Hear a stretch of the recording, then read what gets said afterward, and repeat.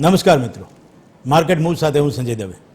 TV13ની આ વિશેષ પ્રસ્તુતિ દર શનિવારે આપના માટે માર્કેટની ચડ ઉતર, માર્કેટની પરિસ્થિતિ, માર્કેટની અંદર રોકાણકારોએ કરેલા અનેક રોકાણો બાદ ઉદ્ભવેલા પ્રશ્નો, એના સવાલો, એના જવાબો, અમારા માર્કેટ એક્સપર્ટની સલાહ, સૂચન અને પછી આપની સમજદારી, ત્યારે બને છે એક માર્કેટ મૂવ્સની ટોટલ પેકેજ. આ પેકેજની અંદરથી આપને જાણવા એ મળે છે કે તમે કરેલા રોકાણનું યોગ્ય વળતર કેવી રીતે મેળવશો. પરિસ્થિતિ જે છે, ખાડી યુદ્ધની જે પરિસ્થિતિ છે, હાલ યુદ્ધની આખી પરિસ્થિતિને લઈને માર્કેટ ઉપર તેની અસર છે અને એ અસર છેલ્લા કેટલાય સમયથી આપણે ચર્ચા કરી રહ્યા છીએ, જેની અંદર નવા રોકાણકારોને શું તકલીફ પડે છે, નવા રોકાણકારોએ શું ધ્યાન રાખવું જોઈએ, જૂના રોકાણકારો જે છે લોંગ ટાઈમ વિઝન સાથે આવેલા એમને પણ શું કરવું જોઈએ, તમામ વાતો કરીએ છીએ માર્કેટ એક્સપર્ટોની સાથે, એમની સલાહ સૂચન સાથે. આજે આપણી સાથે જોડાયા છે બે મહાનુભાવો એવા. એમાં સૌથી પ્રથમ આપણે વાત કરીએ તો ભરતભાઈ પંચાલ, જેમને ઘણો જૂનો અનુભવ છે માર્કેટનો અને એક વિશ્લેષક એક્સપર્ટ તરીકે પોતે પણ પોતાના એક વ્યૂ રાખે છે અને એ વ્યૂને લઈને માર્કેટની ચડ ઉતરથી તેઓ વાકેફ થતા હોય છે અને આવનારા દિવસોમાં માર્કેટની શું પરિસ્થિતિ હોય છે તેના ઉપર તેઓ વિશ્લેષણ પણ કરતા હોય છે. ભરતભાઈ, આપનું સ્વાગત છે અમારા માર્કેટ મૂવ્સની અંદર. જી સંજયભાઈ. ભરતભાઈ, સૌથી પહેલા જે પરિસ્થિતિ છે, સમગ્ર પરિસ્થિતિ ક્યાં સુધી આવનારા દિવસોમાં અત્યારે કેવી રીતે આગળ ચાલવું જોઈએ? જો બેઝિકલી ઇન્ડિયન સ્ટોક માર્કેટે જે ફેક્ટર્સ જે ઊભા થયા છે, જેમ કે ઈરાન વોરની સ્થિતિ છે, ઇન્ટરનેશનલ માર્કેટમાં ક્રૂડ ઓઇલના ભાવ છે અને ડોલર સામે રૂપિયો તૂટી રહ્યો છે, આ બધા કારણોને એક તો પહેલા તો ડિસ્કાઉન્ટ કરી દીધા છે. પહેલા આખું જે ફેક્ટર્સ છે એને બાજુ પર મૂકી દીધું છે અને માર્કેટ એની રીતે ટ્રેડિંગ કરી રહ્યું છે. તમે જુઓ, છેલ્લા સપ્તાહની જે બજારની ચાલ જેણે એકદમ બારીકાઈથી જેણે ઓબ્ઝર્વ કરી હોય તો તમે જોયું હશે તો એક દિવસ માર્કેટ ગેપ અપ ઓપનિંગ થાય, 400-500 પોઈન્ટના ઊંચા મથાળે ગેપમાં ખુલે, એ દિવસે વેચવા લઈ આવે અને જે દિવસે માર્કેટ જેને કહેવાય કે એકદમ નીચા મથાળે ખુલે, 400 પોઈન્ટના ગાબડા સાથે ખુલે, ત્યારે નવું બાઇંગ આવે. એટલે નેક્સ્ટ વીક જે વીકેનું સપ્તાહ છે એ આખું આવું જ રહ્યું. એક દિવસ તેજી થાય, એક દિવસ મંદી થાય, એક દિવસ તેજી થાય. હા, નેગેટિવ ફેક્ટર ઘણા બધા હતા પણ એની અવગણના માર્કેટે કરી છે. નવું બાઇંગ જોવાયું છે મારી દ્રષ્ટિએ અને વેલ્યુ બાઇંગ જોવાયું છે. ઘણા સારા સ્ટોક્સમાં નવું બાઇંગ જોવાયું છે અને જે ફેક્ટર્સ છે, તમારો ડોલર સામે રૂપિયો 96 થયો, રેકોર્ડ લો થયો, ઇન્ટરનેશનલ માર્કેટમાં ક્રૂડ ઓઇલનો ભાવ $110 ઉપર નીકળી ગયો, ઘણા બધા ફેક્ટર, ઈરાન સાથે ગમે ત્યારે ટ્રમ્પ એમ કે હમણાં હુમલો કરશે એવી સ્થિતિ સર્જાઈ, શાંતિ ડીલ જે થવાની હતી એ પ્રક્રિયા થઈ શકી નહીં, ટ્રમ્પ ગમે ત્યારે હુમલો કરે તેવી સ્થિતિ હતી. તેમ છતાં ઇન્ડિયન સ્ટોક માર્કેટે આખી એક અલગ ચાલ બતાવી છે અને માર્કેટમાં ધીમો સુધારો આપણને જોવા મળ્યો છે. વીક ટુ વીક વાત કરીએ તો સેન્સેક્સ છે એ 178 પોઈન્ટ પ્લસ બંધ રહ્યો છે ગયા અઠવાડિયાની સરખામણીએ. નિફ્ટી 76 પોઈન્ટ પ્લસ છે અને બેંક નિફ્ટી છે એ 345 પોઈન્ટ પ્લસ રહ્યો છે. સંજયભાઈ, બિલકુલ બિલકુલ. એટલે જેને કહી શકાય કે સમગ્ર પરિસ્થિતિની વચ્ચે પણ રોકાણકારો ક્યાંક ને ક્યાંક પોતાનો રસ્તો શોધી રહ્યા છે, ધીરે ધીરે આગળ વધી રહ્યા છે. આપણી સાથે બીજા ગેસ્ટ પણ જોડાવા રહ્યા છે, આશીષભાઈ નાયક, એમને પણ આપણે એમનો સવાલ કરીશું. ત્યાં સુધી ભરતભાઈ આપણે આગળ વધીએ કે જે પરિસ્થિતિ હાલ છે એની અંદર આવનારો સપ્તાહમાં એટલે કે સોમવારથી માર્કેટનું આપણે ઓપનિંગ કેવી રીતે જોઈ શકીએ છીએ? બેઝિકલી અત્યારે જે પરિસ્થિતિ સર્જાઈ છે, આમ તો જોવા જઈએ તો અમેરિકાનો ડાઉ જોન્સ ઇન્ડેક્સ અને નેસ્ડેક છે એ શુક્રવારે રાત્રે પ્લસમાં બંધ રહ્યા છે, એટલે અમેરિકન સ્ટોક માર્કેટ તો પોઝિટિવ રહ્યું છે. હવે એ પછી આજે જે ઘટના બની છે કે ટ્રમ્પે એમના તમામ કાર્યક્રમો રદ કરી દીધા છે અને એક ઇમરજન્સી. બરાબર છે જી, બિલકુલ.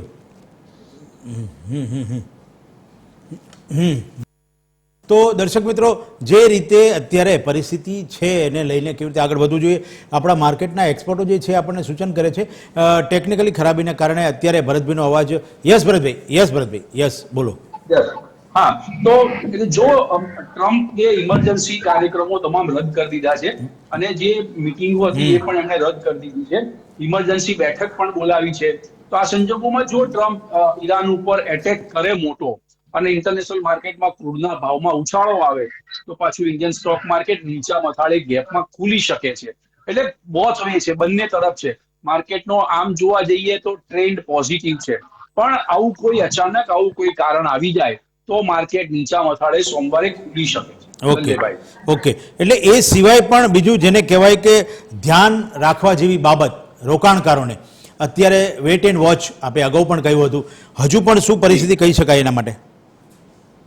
જો પરિસ્થિતિ જે રીતે આકાર લઈ રહી છે તે જોતા આપણે વિતેલું સપ્તાહ જોયું તો વિતેલા સપ્તાહમાં બધા નેગેટિવ ફેક્ટરને માર્કેટે અવગણના કરી અને બજાર એની રીતે ચાલ્યું છે. બિલકુલ. હા, એફઆઈઆઈ ની વેચવાલી 3 દિવસ ના આવી, એફઆઈઆઈ ની વેચવાલી 3 દિવસ 3 ટ્રેડિંગ સેશનમાં નેટ બાયર થયું અને પછી પાછળથી એ નેટ સેલર થઈ ગઈ. પણ ટેકનિકલી જોવા જઈએ ને સંજયભાઈ, તો માર્કેટનો ટ્રેન્ડ મને પોતાને પોઝિટિવ થયો હોય એવું લાગી રહ્યું છે. હા, ઈરાન ઉપર એટેક થાય તો વાત જુદી છે, બાકી ટેકનિકલી જોવા જઈએ તો માર્કેટ ઘણું સાઉન્ડ થયું છે. નિફ્ટીમાં 23,300 નો એક સપોર્ટ લેવલ બની ગયો છે, બેઝ બની ગયો છે. જો આ 23,300 નું લેવલ તૂટે તો જ માર્કેટમાં ફ્રી ફોલ જોવાશે. અધરવાઇઝ માર્કેટમાં નવું બાઇંગ, દરેક ઘટાડે નવું બાઇંગ જોવા મળે. બીજું લેવલ આપું તમને, સેન્સેક્સમાં 74,100, આ એક બહુ મજબૂત સપોર્ટ લેવલ છે 74,100 નું. આ તૂટે તો જ બજાર તૂટશે, અન્યથા માર્કેટમાં ત્રીજીનો અપટ્રેન્ડ જોવા મળે. બેંક નિફ્ટીમાં પણ 53,600 નું એક સપોર્ટ લેવલ છે. બેંક નિફ્ટી અત્યાર સુધી નેગેટિવ હતી, વીક હતી, પણ ગઈકાલે શુક્રવારે માર્કેટમાં બેંક નિફ્ટીમાં 615 પોઈન્ટનો ભારે ઉછાળો આવ્યો અને એ લગભગ 54,055 ઉપર એનું ક્લોઝિંગ આવ્યું છે. બિલકુલ. તો એ પણ સપોર્ટ લેવલની ઉપર બંધ આવી ગયું છે. એટલે મારી દ્રષ્ટિએ માર્કેટનો ટ્રેન્ડ છે એ શોર્ટ ટર્મ માટે પોઝિટિવ થયો છે. કોઈ નેગેટિવ ફેક્ટર બીજું અચાનક ન આવે તો માર્કેટમાં અપટ્રેન્ડ જોવા મળશે એવી મારી પૂરી શક્યતા લાગી રહી છે. બિલકુલ બિલકુલ. હવે ભરતભાઈ, સાથે સાથે આપણે કોઈ ટેકનિકલી કારણસર આશીષભાઈ જોડાઈ રહ્યા છે, પણ એ પહેલાં આપણે પણ આગળ વધીએ. ક્રૂડ અને ઓઇલ, જેને કહેવાય કે ઘણા સમયથી અમેરિકામાં $100 MCXમાં 10,000 આસપાસ વેપાર કરી રહેલ છે, તો હવે ટ્રેન્ડ કઈ રીતે કહી શકાય? એ ટ્રેન્ડની અસર માર્કેટ ઉપર, જેને કહીએ કે ક્રૂડના ભાવ વધે તો માર્કેટ ડાઉન જાય, અને માર્કેટ જ્યારે અપ જતું હોય છે ત્યારે ક્રૂડના ભાવ ડાઉન જતા હોય છે. આ એક માન્યતા છે, તેને લઈને આપણે શું કહી શકીએ? જો બેઝિકલી ભારત જે છે ને એ ક્રૂડ મોટાભાગે આયાત કરે છે, 80-90% આયાત કરે છે. એટલે આપણું વિદેશી હુંડિયામણ એમાં મોટાભાગનું ખર્ચાઈ જાય છે. એટલે જ વડાપ્રધાને અપીલ કરી હતી ને કે ભાઈ તમે અત્યારે હાલ જે પરિસ્થિતિ સર્જાઈ છે એટલે પેટ્રોલ ડીઝલનો વપરાશ તમે બહુ જ કાળજીપૂર્વક અને કરકસરથી કરો. એટલે કહેવાનો અર્થ એવો છે કે ક્રૂડ ઓઇલના ભાવ ઇન્ટરનેશનલ માર્કેટમાં વધે તો ભારતમાં એની અસર 100% જોવા મળે. તમે જુઓ, 10 દિવસમાં ત્રીજી વખત ભારતમાં ઓઇલ કંપનીઓએ પેટ્રોલ ડીઝલના ભાવમાં વધારો કર્યો છે. આજે સવારે અર્લી મોર્નિંગ જ પેટ્રોલના ભાવમાં 87 પૈસાનો વધારો અને ડીઝલમાં 91 પૈસાનો વધારો કરવામાં આવ્યો છે. એટલે આ 10 દિવસમાં ત્રીજી વખતનો વધારો છે. એટલે પેટ્રોલ ડીઝલના ભાવ વધે તો શું પરિસ્થિતિ સર્જાય? મોંઘવારી વધે. પહેલી વાત, મોંઘવારી વધે તો એની નેગેટિવ ઇમ્પેક્ટ ઇકોનોમી પર પડે. આ ઘણા બધા એની પાછળના આસ્પેક્ટો છે. એટલે એ ઇન્ડિયન ઇકોનોમીને નુકસાન કરતા છે. પણ શેર બજારે પેટ્રોલ ડીઝલના ભાવ વધારાનું જે ફેક્ટર છે એને ટોટલી ડિસ્કાઉન્ટ કરી દીધું. જ્યારે ₹3 વધારો કર્યો ત્યારે એની પછી 90 પૈસાનો વધારો કર્યો અને આજે પણ વધારો કર્યો છે. પણ એ બજારે એને સ્વીકારી લીધું છે કે ભાઈ આ તો થવાનું જ હતું. એટલે બજારે એની અવગણના કરી છે ને વિતેલા સપ્તાહે આપણને થોડો માર્કેટમાં વીક ટુ વીક સુધારો જોવા મળ્યો છે. બિલકુલ. ભરતભાઈ, આપણી સાથે આપણા બીજા એક્સપર્ટ આશીષભાઈ નાયક પણ જોડાયા છે. આશીષભાઈ, આપનું સ્વાગત છે. આશીષભાઈ, અવાજ આવે છે મારો?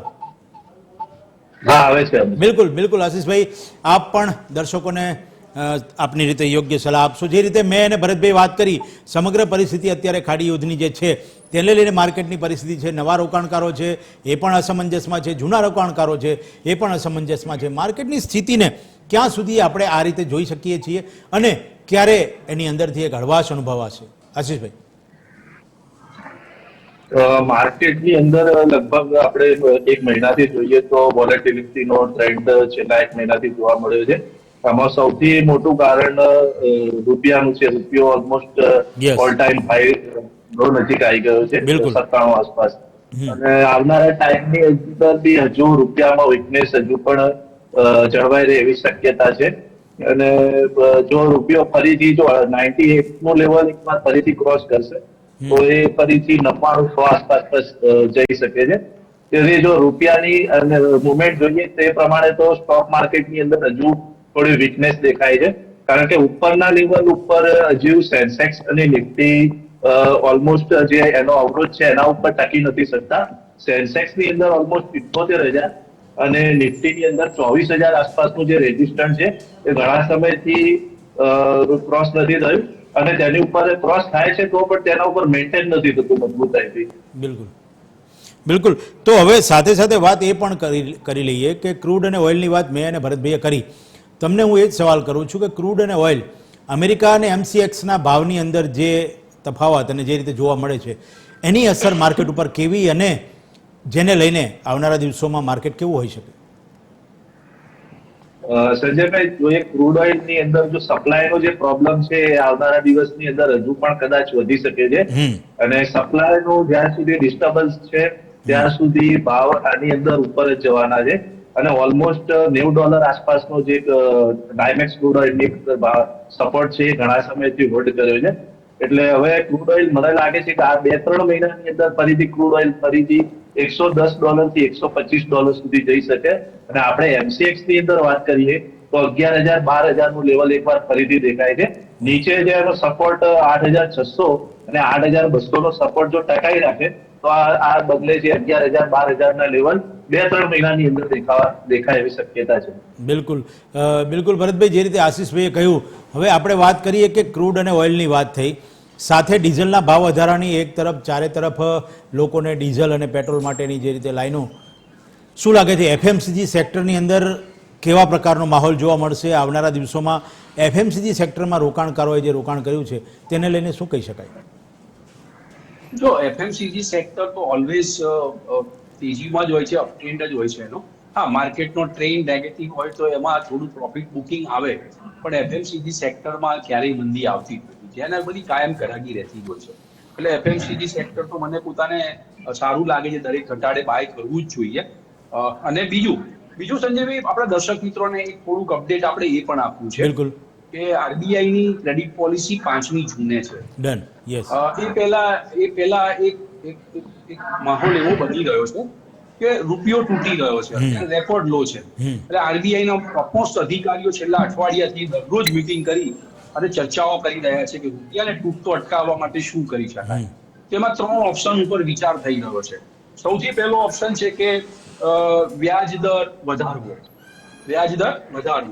એક ઓપ્શન એ પણ છે. બીજો ઓપ્શન એ છે કે કરન્સી જે છે એને વધારે સ્વેપ કરવી, જેમ કે રૂપિયાને તૂટતો બચાવવા માટે ડોલરને વધારે બજારમાં નાખવા, અને વિદેશી નિવેશકો જે છે, વિદેશી રોકાણકારો છે, એમની પાસેથી ડોલર પાછા મેળવવા, અથવા એવું કંઈક વિદેશી રોકાણકારોને ટેક્સમાં છૂટ આપવી જેથી એ ભારતમાં રોકાણ કરવા પાછા ડોલર લઈને આવે. 3 ઓપ્શન ઉપર ખૂબ મોટો વિચાર થઈ રહ્યો છે. જો RBI વ્યાજ દરમાં વધારો કરે તો એની નેગેટિવ ઇમ્પેક્ટ સ્ટોક માર્કેટ ઉપર જોવા મળી શકે લાંબા ગાળે. એટલે આ એક RBI નું બહુ મોટું પગલું હતું, પણ છેલ્લે રિપોર્ટ્સ એવા હતા ગઈકાલે કે વ્યાજદર વધારવાનો વિકલ્પ છે એ સૌથી છેલ્લે RBI લેશે. અત્યારે હાલ તો જેને કહેવાય કે સ્થિતિ આપણી, ભલે પેટ્રોલ ડીઝલના ભાવ 10 દિવસમાં ત્રીજી વખત વધીને આવ્યા છે, એટલે એપ્રિલ મહિનામાં તો આપણો રિટેલ અને જથ્થાબંધ મોંઘવારી દર વધીને આવ્યો છે, હજી મે મહિનામાં મોંઘવારી દર વધીને આવવાનો છે. તો શું RBI એ વ્યાજ દર તો વધારવા જ પડશે? આજ નહીં તો કાલે 5મી જૂનની ક્રેડિટ પોલિસીમાં ના વધારે તો એની પછી વધારવા પડશે. એવી જ રીતે અમેરિકામાં પણ સ્થિતિ એવી થઈ છે. સેમ US ફેડરલ રિઝર્વ જે છે એને પણ હવે વ્યાજ દર અત્યાર સુધી ફેડ રેટ ઘટાડતું હતું, હવે ત્યાં પણ પરિસ્થિતિ એવી ઊભી થઈ છે કે ફેડ રેટ વધારવો પડે તેમ છે. એટલે કે ત્યાં પણ મોંઘવારી છે એ એના લક્ષ્યાંક કરતા ઉપર નીકળી ગઈ છે. મહેંગાઈ દરના આંકડા સતત વધીને આવ્યા છેલ્લા 2 મહિનાથી, માર્ચ અને એપ્રિલમાં.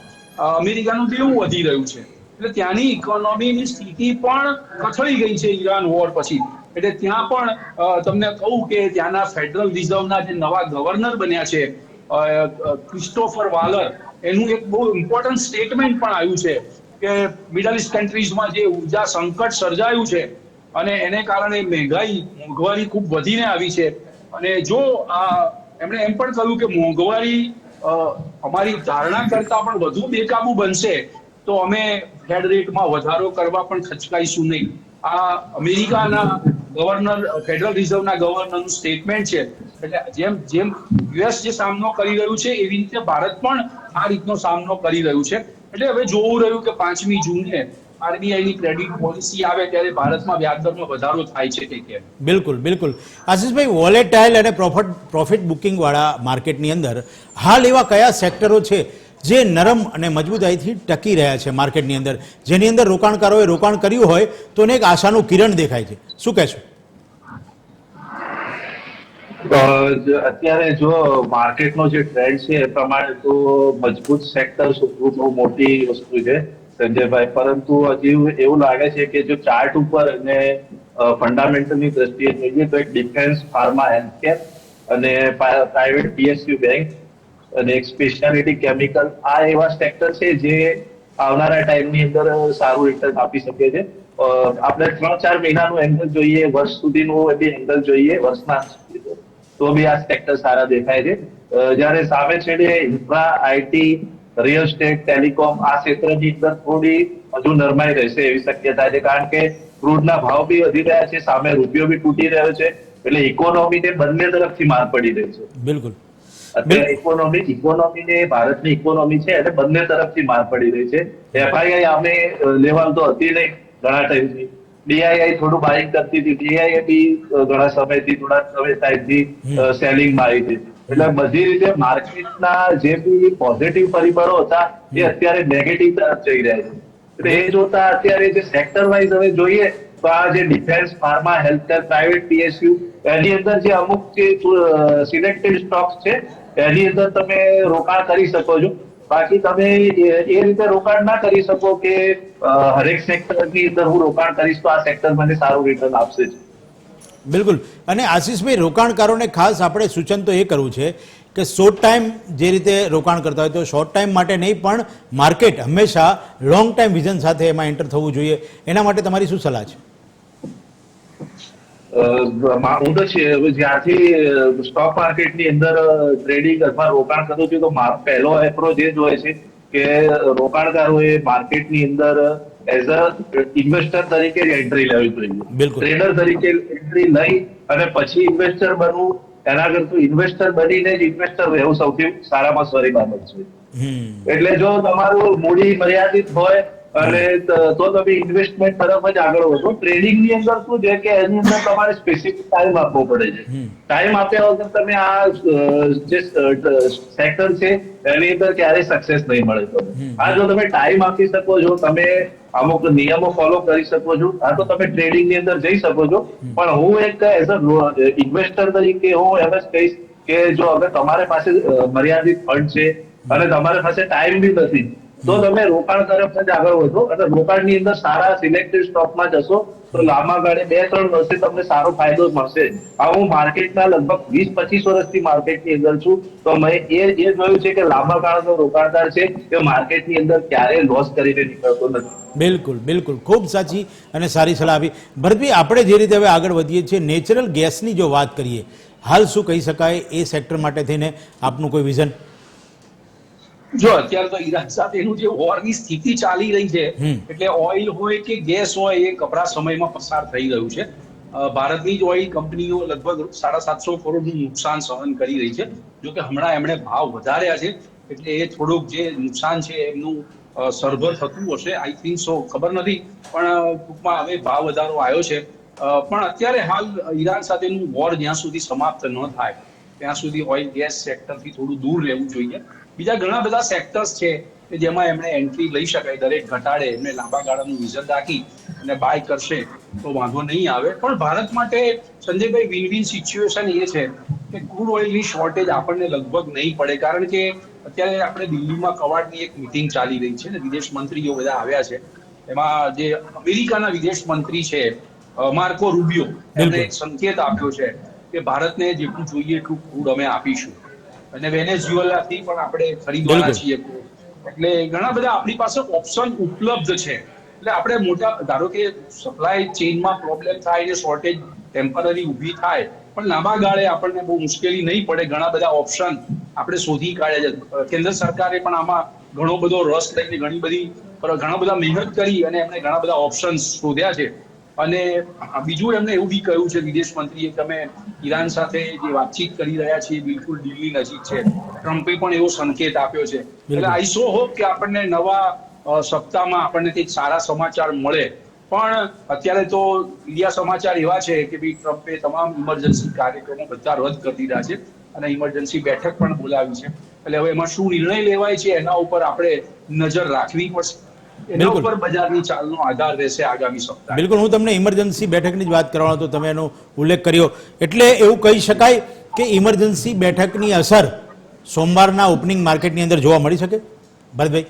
હા, મળી શકે 100%. કારણ કે હવે જો ઇમરજન્સી બેઠકમાં એ શું નિર્ણય લે છે, નિર્ણય લીધા પછી એનું એક્ઝિક્યુશન કરશે, ઈરાન ઉપર એટેક કરશે, તો માર્કેટનું સેન્ટિમેન્ટ વધુ ખરાબ થઈ શકે તેમ છે.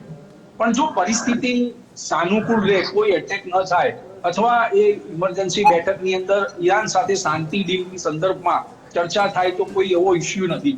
અને બીજું કે સોમવારે છે ને મેમોરિયલ ડે છે, એટલે યુકે અને યુરોપિયન કન્ટ્રીઝના તમામ માર્કેટ બંધ રહેવાના. જેવું ગોલ્ડ સિલ્વર હોય એ સ્ટોક માર્કેટ હોય, તમામ માર્કેટ ત્યાં હોલિડે જ છે ટોટલી. એટલે સળંગ 3 દિવસનું વીકેન્ડ આવી ગયું છે ત્યાં આગળ, સેટરડે, સન્ડે અને મંડે. એટલે જે થશે એ બધું મંગળવારે આપણને એની અસર બજાર ઉપર જોવા મળી શકે. બિલકુલ બિલકુલ.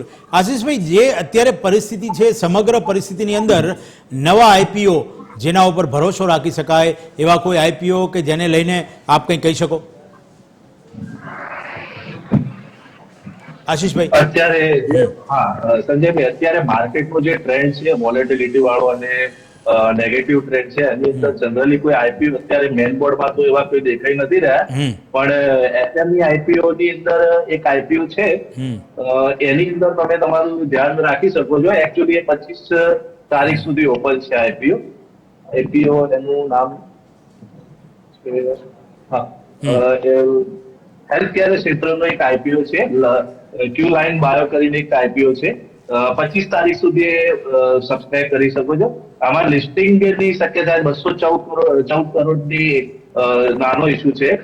એમાં તમે લિસ્ટિંગ ગેટ માટે તમે એમાં એપ્લાય કરી શકો છો. લોંગ ટર્મ એપ્રોચ રાખવો એમાં યોગ્ય નથી, પણ તમારું જો તમે શોર્ટ ટર્મ માટે લિસ્ટિંગ ગેટ માટે એપ્લાય કરતા હોય તો આની અંદર તમે એપ્લાય કરો છો. ક્યુ લાઇન બાયો કરીને આઈપીઓ છે. ઓકે, બરાબર છે. એ સિવાય તમે કોઈ ખાસ એવું કોઈ સેક્ટર જેને કંઈ લઈને રોકાણકારોને કોઈ સલાહ કે સૂચન આપી શકો? સેક્ટર તો જે પહેલા આપણે ચર્ચા થઈ, defence, pharma, healthcare, PSU, private bank છે, સ્પેશિયાલિટી કેમિકલ છે, આની અંદર ધ્યાન થોડું પોઝિટિવ રહેશે છે. બાકી જે ક્રૂડ ઓઇલ રિલેટેડ અને ઇમ્પોર્ટ રિલેટેડ જે સેક્ટર છે એની અંદર અત્યારે થોડું વીકનેસ રહેશે.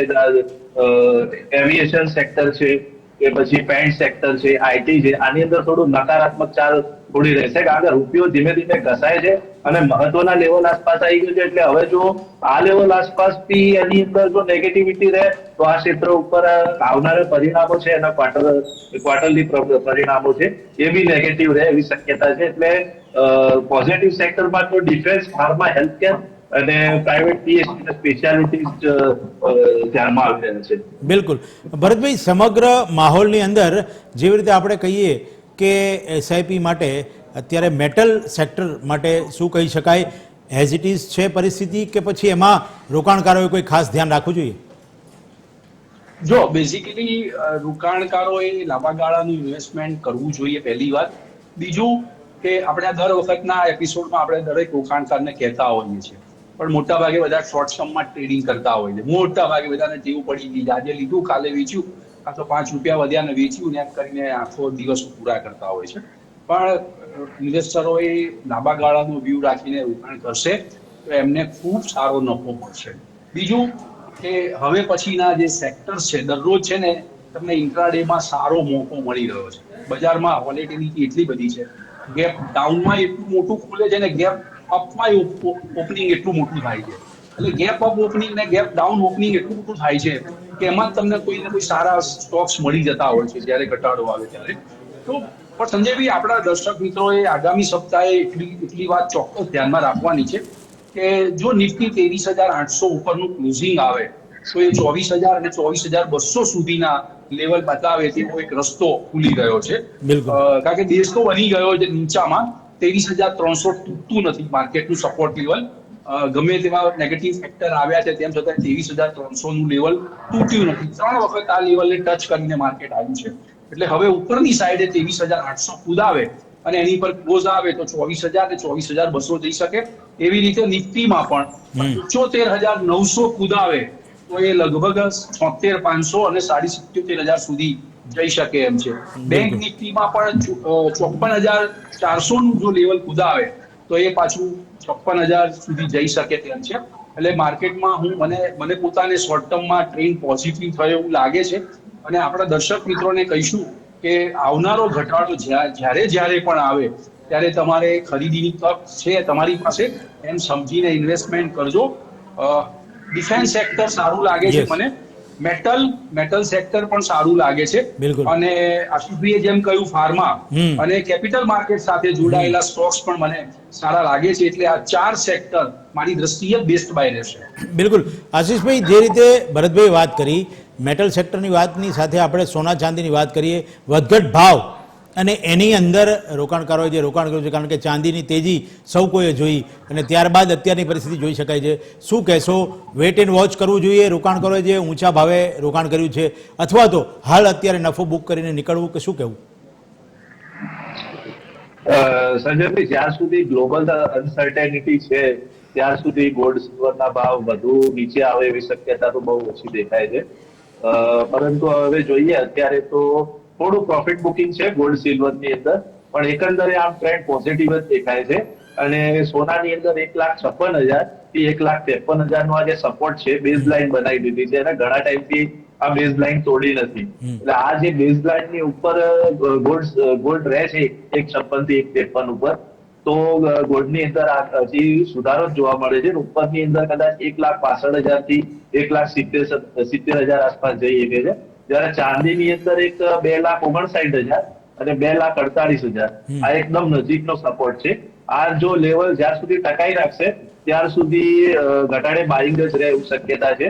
અને ઉપરની અંદર 2,84,000 અને 2,96,000 આ એક ઉપરનું એક રેઝિસ્ટન્ટ અથવા ટાર્ગેટ બી તમે ગણી શકો, એ ટાર્ગેટ છે. અને સોના અને ચાંદીની અંદર મને વર્ષના એન્ડ સુધી હજી ઓલમોસ્ટ આપણે 6 મહિના જેટલું 6-7 મહિના બાકી છે વર્ષના, તો આપણે જોઈએ તો હજી 8 થી 12% જેટલું હજી રિટર્ન છૂટે એવી શક્યતા દેખાઈ રહી છે. બિલકુલ.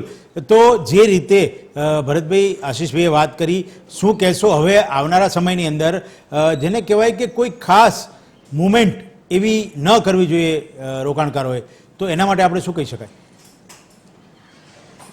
જો અત્યારે શું છે, બેઝિકલી ઈરાન સાથેની જે પરિસ્થિતિ ઊભી થઈ છે, ઇન્ટરનેશનલ માર્કેટમાં ક્રૂડના ભાવ સતત ધીમે ધીમે વધી રહ્યા છે.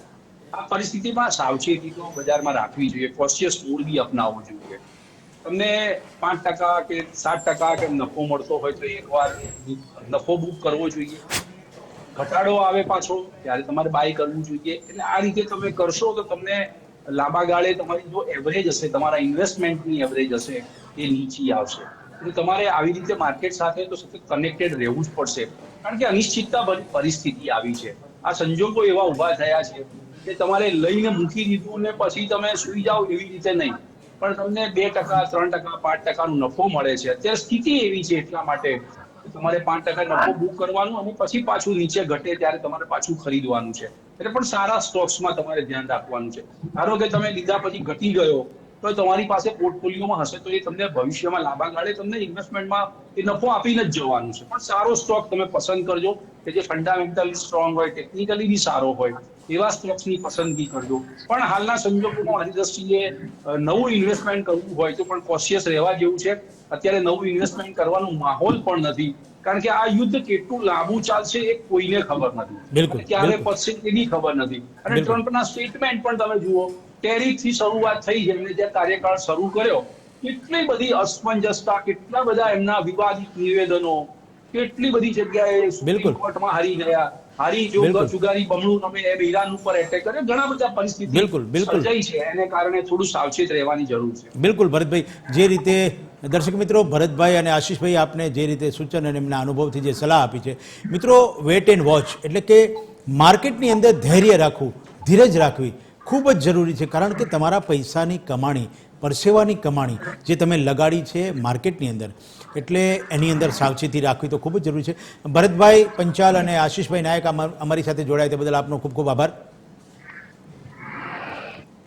તો મિત્રો, ફરી મળીશું આવતા શનિવારે. ત્યાં સુધી મને રજા આપશો. નમસ્કાર.